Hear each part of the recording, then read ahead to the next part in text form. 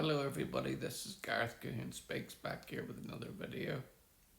This one's a solemn one for you today because today is known as the 9th of Av, which is the Tisha B'Av fast that the Jewish people do the fast from today the 22nd and continue through till tomorrow the 23rd. The 9th of Av is the day of the Jewish calendar when the Jews live in infamy of all the destructions that have happened on this exact date. This is how it goes. Tisha B'Av 2026, what the Jewish Summer Fast Day is all about. Explainer. On Tisha B'Av, the Jewish people mourn the two destructions of the first and second temples, one by the Babylonians and the second by the Romans. Here's everything you need to know. Jews around the world are set to mark Tisha B'Av, the 9th day of the Hebrew month of Av, on Wednesday night and throughout Thursday, the anniversary of the destruction of the first and second temples in Jerusalem and of several other calamities in Jewish history. Tisha B'Av is first and foremost a fast day during which Jews abstain from all food and water for approximately 25 hours from sunset until nightfall the next day.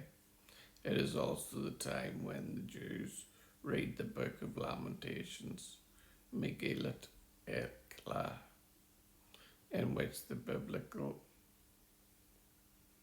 prophet Jeremiah laments the destruction of Jerusalem and the subsequent exile from the land of Israel.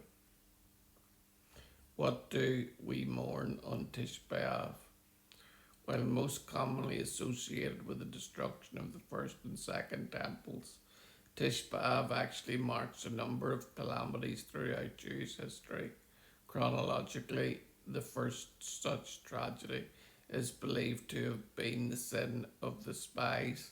According to some traditions, the day that the 12 spies gave a slanderous report about the land of Israel to the Jews in the desert, leading to that generation being forbidden from entering the land, is traditionally believed to have occurred on Tisha B'Av. The Talmud recounts that when the Jews cried out in response to the spies' report and even expressed a desire to return to slavery in Egypt, God responded, "You wept necessarily." You wept needlessly, and I will establish for you a night of weeping for future generations.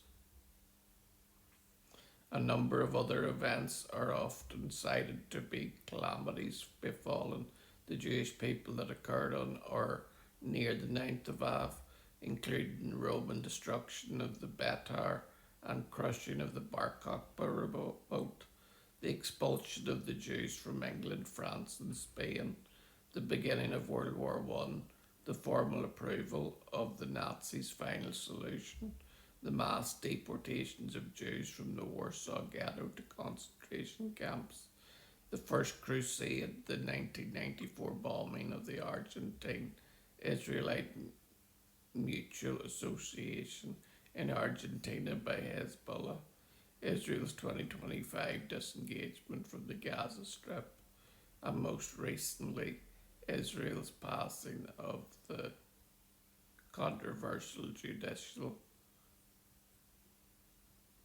reform legislation, the law to cancel the reasonableness standard.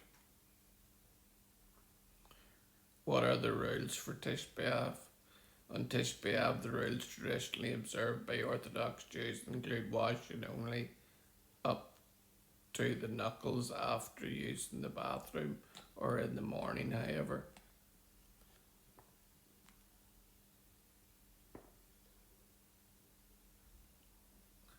If your hand is dirty above the knuckles, it may also be washed. To study in Torah, except for melancholy passages, laws of mourning, and Tish B'Av or Musar, Jewish morals, is forbidden on Tish B'Av. Many Jews also hold that they should not exchange verbal greetings on Tish B'Av.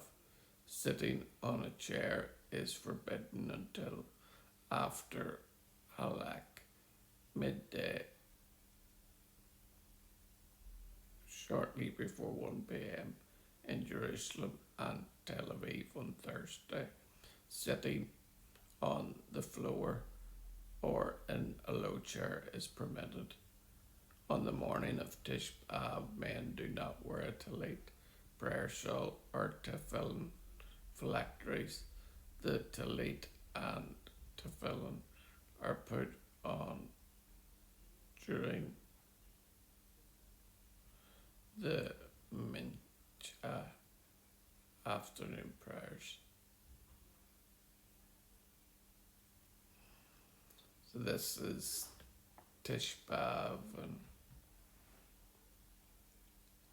I always, as a mark of respect, light my two Shabbat candles on Tish B'Av, just to remember the many tragedies that befell the Jewish people on or a few days after Tish B'Av.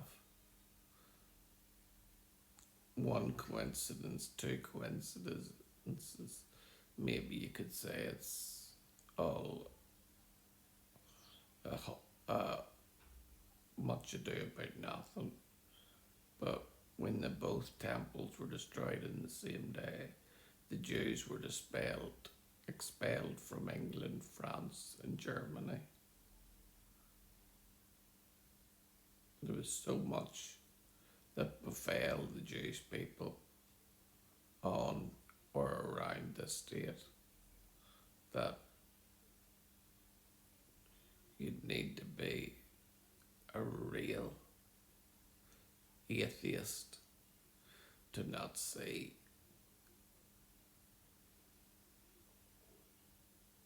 the destruction of the Jews on this state.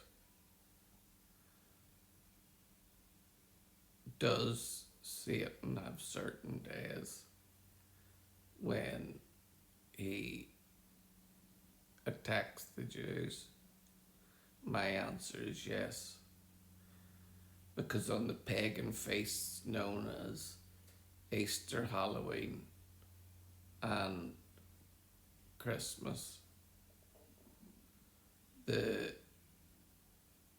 Jewish people